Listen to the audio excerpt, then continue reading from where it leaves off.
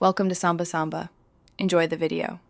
You begin by launching Powershell with the level of privilege your task needs. Once open, run $PS version table. PS version to verify compatibility. Modules or CMDlets sometimes require newer releases. Next, change the execution policy only for this session so you can run scripts safely. Set execution policy scope, process execution policy bypass.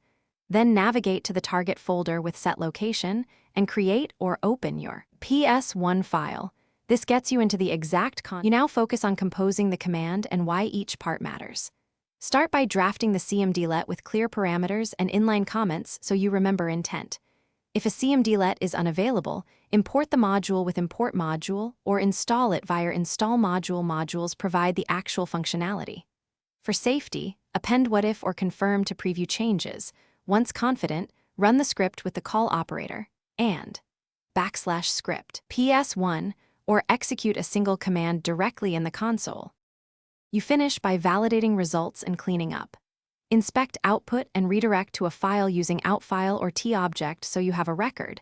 Make sure return values match expectations. If you altered policies beyond the session, revert them to maintain security.